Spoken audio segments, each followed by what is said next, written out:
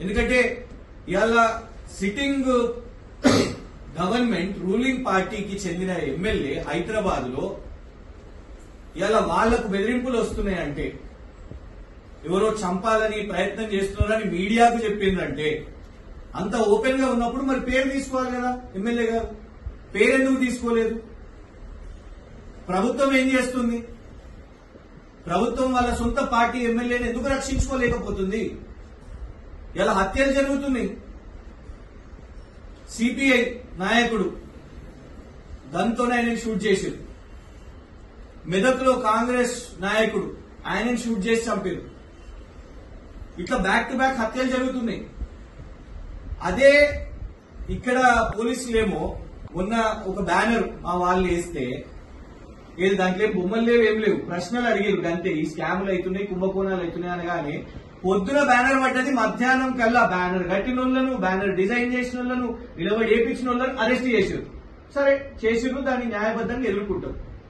ప్రతిపక్షాన్నేమో మీరు ఇంత స్పీడ్ గా ఎవరైనా రీట్వీట్ కొడితే సోషల్ మీడియాలో అరెస్ట్, రీట్వీట్ కొడితేనే ఫలానా ఎవరో పెడితే దాన్ని రీట్వీట్ కొడితే అరెస్ట్. మరి ఇక్కడ ఎమ్మెల్యే మీద హత్యాయత్నం జరిగితే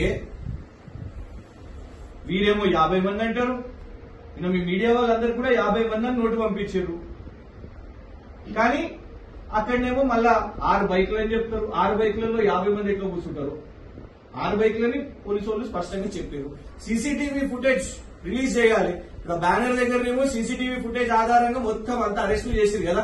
మరి ఇక్కడ ఎమ్మెల్యే మీద హత్యాయత్నం జరిగితే సీసీటీవీ ఫుటేజ్ ఎందుకు బయటకు వస్తలేదు? ఎమ్మెల్యే గారు డ్రామా చేసిర్రా? సెక్యూరిటీ కావాలనా? అదనపు సెక్యూరిటీ కావడం కోసం ఇదంతా డ్రామా చేస్తున్నారా? లేదు నిజంగానే ఉన్నదా? నిజంగా ఉంటే ఖచ్చితంగా విచారణ చేపట్టాలి. మేము కమిషనర్ సివి ఆనంద్ గారిని డిమాండ్ చేస్తున్నాం. దీని మీద ప్రెస్ మీట్ పెట్టి మాకు ఈ విచారణ మీద ఎక్స్ప్లెయిన్ చేయాల్సిన బాధ్యత మీకున్నది.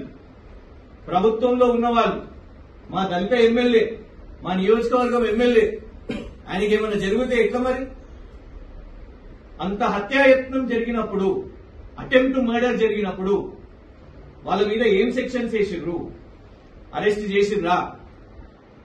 ప్లాన్డ్ క్రైమా? ఎందుకంటే ప్రీ ప్లాన్డ్ గా అనే పదం వాడారు ఎమ్మెల్యే గారు. ప్రీ ప్లాన్డ్ గా జరిగింది అని అంటే డెఫినెట్ గా ఎవరు అబెట్మెంట్ చేసింది, ఎవరు అబెట్మెంట్ ఆఫ్ క్రైమ్ ఎవరిది, అటెంప్ట్ టు మర్డర్ ఎవరిది, ఏం సెక్షన్స్ పడ్డాయి ఇప్పటి వరకు, ఎంతవరకు విచారణ వచ్చింది దీని మీద?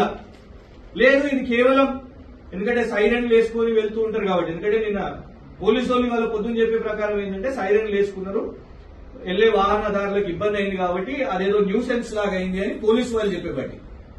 సో ఈ సైరన్లు ఇంకా నియోజకవర్గం మీద రుద్దడానికి, ఇంకొక కొందరు బలగాలు కావడానిక ఇదంతా?